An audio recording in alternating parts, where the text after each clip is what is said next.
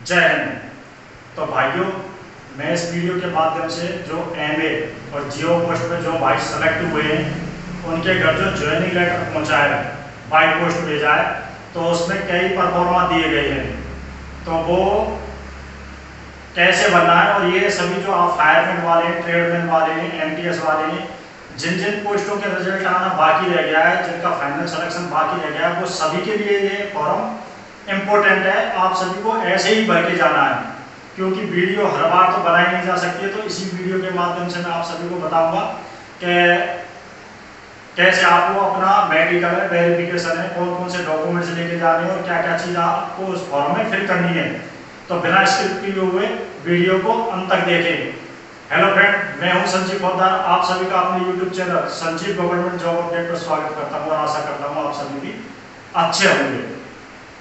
तो अब मैं फॉर्म भरना बताऊंगा आपको कि ये फॉर्म कैसे कैसे फिल करना है, जिससे कोई भी कमी नहीं रहे।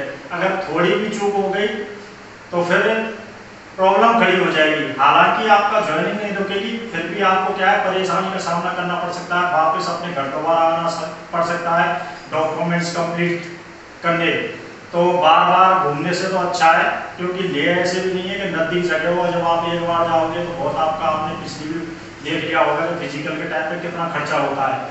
तो मेरी सभी से रिक्वेस्ट है, तो सभी ट्रेड वाले हैं, जो फायरमैन है, एमटीएस है, ट्रेडमैन है, सभी इस फॉर्म को देखें कि कैसे भरा जाएगा, जिससे कोई भी भाई गलती ना करे और उसका जाते ही सीधा सिलेक्शन ज्वाइनिंग हो जाए उसकी। तो बिना स्किप किए हुए वीडियो को अंत तक जरूर देखें। भाइयों, ऐसा लेटर आप सभी के घर आएगा जब आप सेलेक्ट हो जाओगे। तो जो हमारा भाई है, एक जो एमए में सेलेक्ट हुआ है, उसके घर ही है बाई पोस्ट घर भेजा है उन्होंने। एक प्रकार का इसे जॉइनिंग लेटर ही समझ लो। ऐसे ही आप सभी के जो ट्रेडमैन है, फायरमैन है और एमटीएस भाई हैं, उन सभी जब सेलेक्ट हो जाएंगे वो भाई, तो उनके घर भी यही आएगा। तो ये आपको किस प्रकार से फिल करना है फॉर्म, अच्छे से फिल करना है जिससे कोई कमी ना रह जाए। अगर कोई कमी रह जाती है तो उसमें फिर यह है कि आपकी प्रॉब्लम खड़ी हो जाएगी। हालांकि ज्वाइनिंग नहीं रुकेगी, फिर भी आपको क्या है, घूमना पड़ सकता है, परेशान होना पड़ सकता है। पर इन सब चीज़ों से हमें क्या है, बचना है, जिससे हम फर्स्ट बार जाएं और फर्स्ट बार में ही हमारी सब कुछ ठीक रहे और जिससे हमारा ज्वाइनिंग हो जाए। तो देखो, ये इस प्रकार ये घर आया है, recruitment of material assistant MA post पे जो भाई सेलेक्ट हुआ है। ये सभी के लिए इम्पोर्टेंट है। सभी भाई जो जो भी और ट्रेड रह गई हैं, उनके जो फाइनल रिजल्ट आना है, उनका भी ऐसे ही आना है घर लेटर। तो इसलिए सभी ध्यान से देखें। अगर किसी की कोई समस्या रहती है तो वो कमेंट सेक्शन के माध्यम से मुझे बता सकता है। तो please reference to recruitment rally for the post of material assistant MA held in the month of April 2022 at 41 field ammunition depot. और ये उसका पब्लिश नंबर है जो एडवर्टाइजमेंट उसने जारी किया है। तो जो इसमें इम्पोर्टेंट चीज़ है मैं उनको बताऊंगा, जिससे कोई दिक्कत नहीं आए। You have been short listed and provisionally selected. ये लिस्ट जो शॉर्ट लिस्टेड किए गए हैं, जो प्रोविजनली यानी अंतिम रूप से चयनित भाई हैं, उनके लिए ये भेजा गया है मटेरियल असिस्टेंट पोस्ट पे। ये नॉर्थर्न कमांड में आती है। अब देखो, your final selection and issue of appointment letter, यानी जो आपका फाइनल सिलेक्शन हुआ है, अपॉइंटमेंट लेटर जो आपको भेजा गया है, वो आपको किस हिसाब से वेरिफिकेशन आपके डॉक्यूमेंटों की होगी, जब ही आपका अंतिम रूप से सिलेक्शन किया जाएगा। तो जो इम्पोर्टेंट चीज़ें उनको ही मैं बताऊंगा। You are hereby direct to report along with following documents in original and 5 photocopies. तो आपको डायरेक्ट रिपोर्ट कहाँ पे करनी है, 41 FAD कारू में ही आपको रिपोर्ट करनी है। ये जहाँ आपका एग्ज़ाम लगा था वहाँ पे आपको रिपोर्ट नहीं करनी है। जिसका जो हेडक्वार्टर है, आपको सीधे कारू हेडक्वार्टर जो 41 FAD है, वहीं पे आपको रिपोर्ट करनी है। आपको क्या है, ओरिजिनल डॉक्यूमेंट सभी लेके जाने। डॉक्यूमेंटों के बारे में भी बताऊंगा आगे। और जितने भी आप ओरिजिनल डॉक्यूमेंट लेके जाने हैं, उनकी 5-5 फोटोकॉपी लेके जानी है। और अटेस्टेड बाय एडमिनिस्ट्रेशन ऑफिसर, यानी जो गजटेड ऑफिसर होता है उसके द्वारा उन फोटोकॉपियों को अटेस्टेड करवाना है। 41 फील्ड एमिशन डिपो 30 सितंबर तक आपको क्या है रिपोर्ट करनी है। जो भाई सेलेक्ट हुए JOMA में उनके पास फ़ोन कॉल्स आ रहे हैं हेडक्वार्टर की तरफ से, और उनसे यही बोला जा रहा है कि भाई आप जब आपका लेटर आ जाए जल्द से जल्द आप रिपोर्ट करें वहाँ पे। और इसमें 30 सितंबर दे रखी है, फिर भी वो फ़ोन पे बोल रहे हैं कि जल्द से जल्द रिपोर्ट की जाए।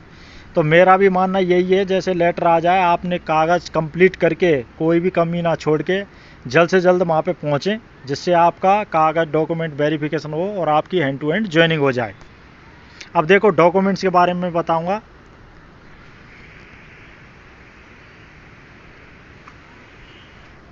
ऑल एजुकेशनल सर्टिफिकेट, यानी जितने भी आपकी 10th है, जैसे MA की योग्यता थी ग्रेजुएशन, तो उनको 10th 12th और ग्रेजुएशन के सर्टिफिकेट ओरिजिनल लेके जाने हैं, प्लस उनकी 5 फ़ोटोकॉपी अटेस्टेड करवा के ले जानी है। और जो हमारे फायरमैन है, ट्रेडमैन है, MTS है, उनकी योग्यता 10th पास थी, तो उनको क्या 10th पास के ही डॉक्यूमेंट लेके जाने हैं। और आपके मन की इच्छा आप 12th के भी लेके जा सकते हैं, पर जिसकी एजुकेशनल योग्यता हाई थी तो उसको 10th 12th और ग्रेजुएशन के कागज़ लेके जाने ओरिजिनल, और उनकी 5 फ़ोटोकॉपी लेके जानी। Caste certificate SC ST OBC candidate only, जो SC ST कैंडिडेट है उनको कास्ट सर्टिफिकेट लेके जाना, उसकी 5 फ़ोटोकॉपी लेके जानी है। कोई भाई स्पोर्ट्स कोटा से था तो उसको स्पोर्ट्स सर्टिफिकेट भी लेके जाना और उसकी 5 फ़ोटोकॉपी भी लेके जानी है। Discharge book only ex serviceman भाइयों के लिए, जो इन्होंने एक्स सर्विसमैन से जो सेलेक्ट हुए हैं उनको डिस्चार्ज बुक लेके जानी है, उनकी 5 फ़ोटोकॉपी लेके जानी है। ये सभी के लिए इम्पोर्टेंट है, ऐसे नहीं है MA JO वालों के लिए, उनके लिए तो है ही यही है, पर आगे आपका भी रिजल्ट आने वाला है इस महीने में, संभावना यही है इस महीने में आपका रिजल्ट आ जाएगा। तो इसलिए आपको भी ध्यान से ये चीज़ें देखनी है जिससे आपको दिक्कत ना हो कोई। Latest character certificate issued by school BDO ग्राम प्रधान तहसीलदार, जो आपका चरित्र प्रमाण पत्र होता है वो आपको लेके जाना है, वो स्कूल द्वारा जारी किया हो या BDO के द्वारा या ग्राम प्रधान या तहसीलदार के द्वारा। आपको income tax assistance certificate EWS candidate को लेके जाना है जो आय से संबंधित है, और उसकी 5 फ़ोटोकॉपी लेके जानी है। आधार कार्ड लेके जाना है ओरिजिनल, उसकी 5 फ़ोटोकॉपी लेके जानी है। Medical certificate as per format attach, इस फॉर्मेट में ही अटैच है मेडिकल का, उसकी 3 ओरिजिनल, उसकी क्या 3 ओरिजिनल 3 निकालने हैं उसके सेट, और तीनों ओरिजिनल सेट आपको लेके जाने हैं वहाँ पे। Candidate settlement and declaration as per format attach, उसके भी 3 ओरिजिनल फ़ोटोकॉपीज़ लेके जानी है आपको, जो इसके साथ अटैच की गई हैं, वो मैं आपको दिखाऊंगा आगे वीडियो में। और medical report on fitness of civil for field service, और फॉर्मेट के साथ वो भी अटैच की गई है, तो उनकी क्या 3 ओरिजिनल निकलवानी है कॉपी, यानी जो कागज़ है आपका उसकी 3 निकलवा के ओरिजिनल का मतलब है फ़ोटोकॉपी ही निकलवाएंगे, पर ओरिजिनल है, जैसे आप डॉक्टर से भरवाओगे तो डॉक्टर से 3 सेट भरवाने हैं उसके, तो ये ओरिजिनल हो जाता है भाई।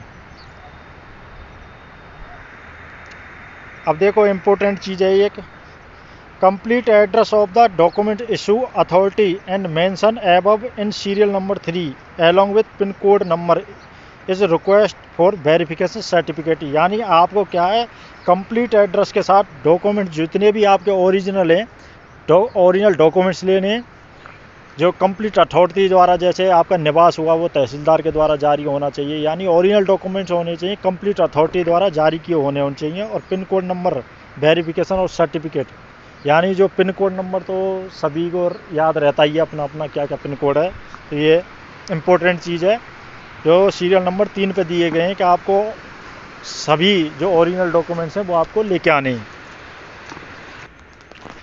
और जो सबसे इम्पोर्टेंट चीज़ है, इस चीज़ को ध्यान से देखें 5वें नंबर वाले का, latest you are hereby informed that your candidate, यानी जो कैंडिडेट को जो घोषणा करनी है, यानी जो जानकारी देनी है वो बिल्कुल राइट देनी है। ऐसे नहीं है कि किसी डॉक्यूमेंट्स में आपकी अलग है और किसी में अलग है, बिल्कुल पर्टिकुलर यानी समान होनी चाहिए। अन्यथा अगर कोई भी दिक्कत आती है वेरिफिकेशन ओरिजिनल डॉक्यूमेंट्सों में, क्या है सभी चीज़, जैसे आपका नाम है, पिताजी का नाम है, माताजी का नाम है, जो भी आपके डॉक्यूमेंट्स हैं वो समान होने चाहिए, डिफरेंट नहीं होने चाहिए। अगर किसी के में डिफरेंट आते हैं तो उन्होंने स्पष्ट लिखा है कैंसिल कर देंगे। तो इन चीज़ों को ध्यान रखना है। अगर किसी के में कोई भी गलती है तो उसको सुधारना है, जल्द से जल्द करना है। फिर ये नहीं कि लास्ट टाइम पे आप ये करोगे सर ये रह गया तो फिर आपका प्रॉब्लम पड़ जाएगी। उन्होंने स्पष्ट लिखा हुआ है इस पैराग्राफ में।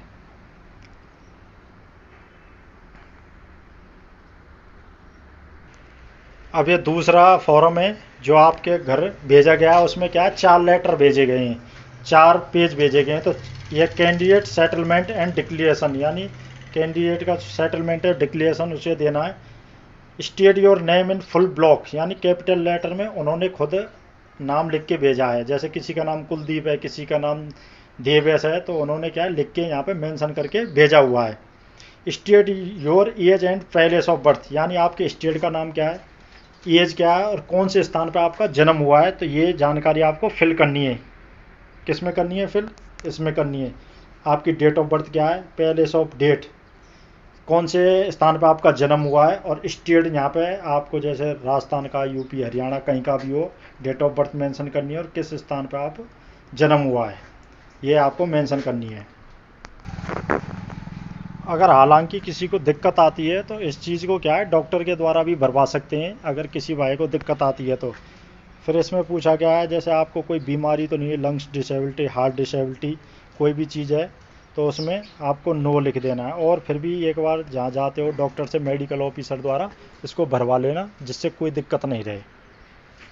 बेसिक चीज़ें, वैक्सीनेशन की पूछी है, when are were you last vaccination, कब हुई है आपकी लास्ट वैक्सीनेशन। अस्थमा और ये चीज़ के बारे में जानकारी दी गई है, तो इस चीज़ को क्या है डॉक्टर से ही अच्छी तरह भरवा लेना, जिससे कोई दिक्कत नहीं आए। अब इसमें भाई अभी जो दिखाया था उससे सेकंड नंबर का ये फॉर्म है। वैसे तीसरा नंबर का लेटर है, इसमें 8वें ऑप्शन में आपको फिल करना है father's age of living and state of healthy. अगर आपके पिता अगर जीवित हैं तो उनकी कितनी एज है और कौन से स्टेट में निवास करते हैं, ये लिखना है। अगर किसी के फादर्स की डेथ हो गई है तो उसके बारे में जानकारी यहाँ पे फिल करनी है। नंबर ऑफ ब्रदर लिविंग, वही अगर आपके जैसे भाई जीवित हैं तो कितने ब्रदर्स हैं, उनकी कितनी एज है और कैसी हेल्थ है, स्वास्थ्य के बारे में भी यहाँ पे लिखना है आपको।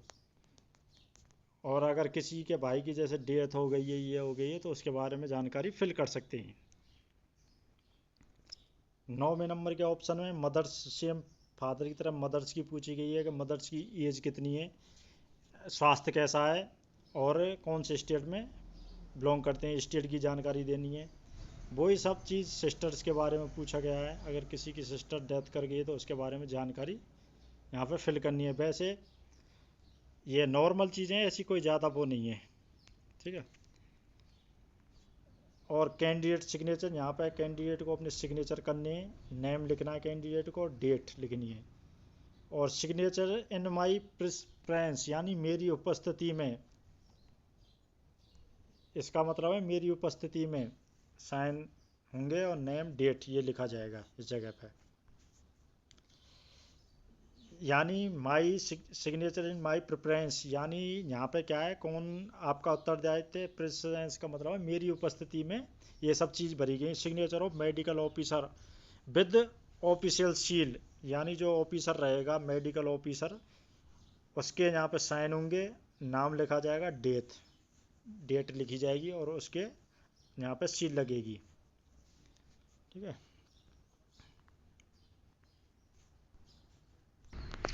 यह है चौथे नंबर का फॉर्म, चौथा और सबसे लास्ट में मेडिकल सर्टिफिकेट के बारे में दिए। On admission to government service in terms of article 49 of civil service के बारे में जैसे उन्होंने गाइडलाइन दी है कि आर्टिकल किसके तहत आता है।